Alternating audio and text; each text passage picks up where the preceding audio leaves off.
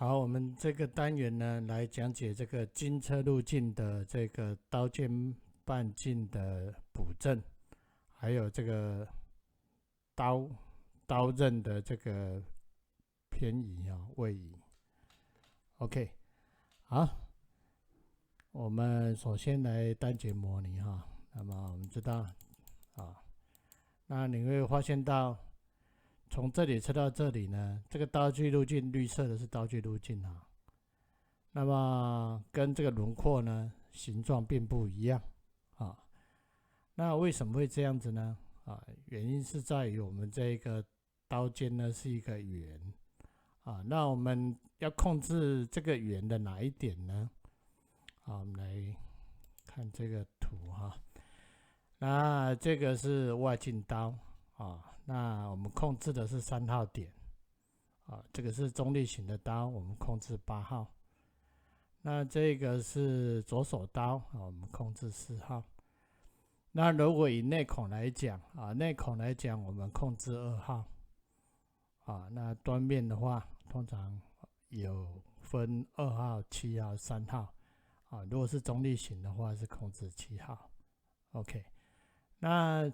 这样子说来，我们来看一下这些编号要怎么记呢？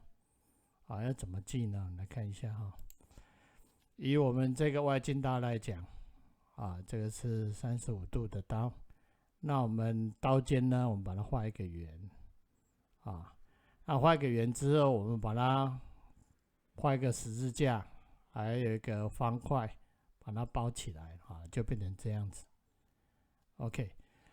那我们要怎么命名呢？我们从这个右上角开始1号补正，2号、3号、4号，然后呢，从中间5、6、7、8最后再是9号这个是刀尖补正号的命名那刀尖补正号代表的意义就是说，我们 CNC 程式里面的这个坐标是控制这一点控制这一点在走。那真正的切削呢，是这个圆弧上的某一点任一点都有可能OK， 也就是说，我们慢动作执行我们发现到真正的切削点呢，是这圆上的某一点一直在变换但是我们的刀具路径呢经过这个 offset偏置之后呢，就变这样子。这个是刀尖半径的偏置那么接下来呢这个就不是刀尖半径这个是属于刀刃线的偏位刀刃线的偏位因为我们这个刀刃线会对这个弓箭轮廓呢产生过切，所以它要偏过来它要偏过来。那这是属于刀刃补正刀刃补正，一个是刀尖补正，一个是刀刃补正这个是属于刀尖补正这个是刀刃补正这都是刀尖补正这个也是刀刃刀尖刀尖兼刀刃刀尖兼刀刃因为如果以法拉鼓系统来讲这里有短小边就会 alarm 了就不让你车了那如果我们用 CAM 来讲，它可以算出这个区域的这个没有过切的点那定出这个刀笔的位置，然后再定出刀尖3号点的位置OK， 这个是右手刀。那假设呢，我们今天不用右手刀我们换一把刀来看一下换一把刀的话，我们换这个圆头刀圆头刀来看就会更圆头刀来看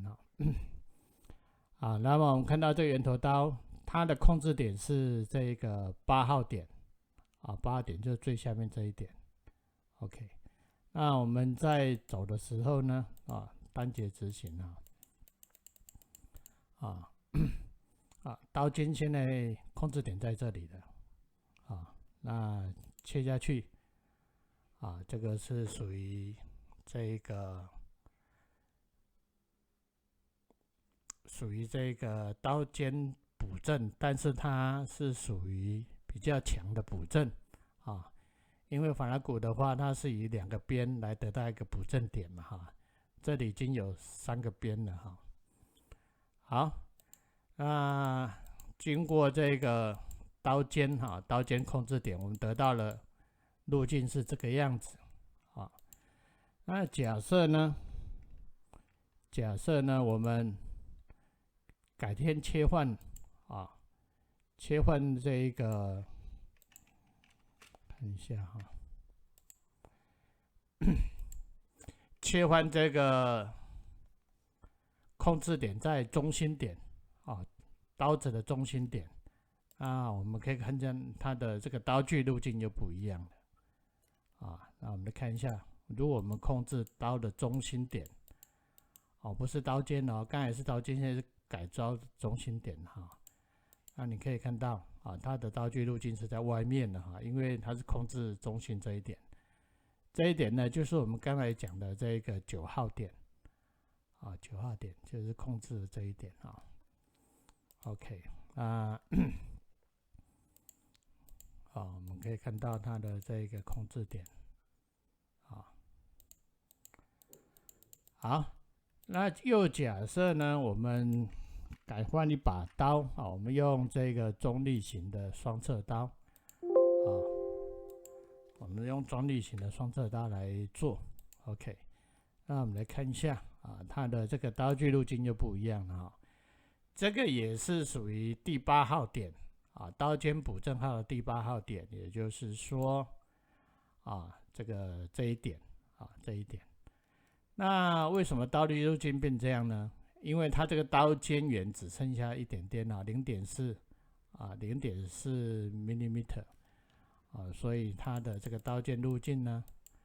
你看它这个补正范围就会比较小一点OK。 那到这里的话这个是刀尖跟刀刃一起补正的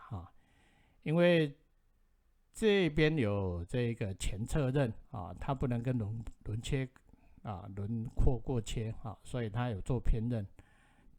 刀刃的偏位的那这边有做刀笔的这个 offset 补正这个是2个都一起做可以得到新的点这个新的点就是不对轮廓过切的点，但是又把这个产料切到最小的情况下，那这边的话，对这把刀是没办法切的那就是没有办法，是先天的问题OK。 好，全部路径那以上讲解的就是我们在这一个使用侧刀的时候跟洗刀不一样它是有这个刀尖补正号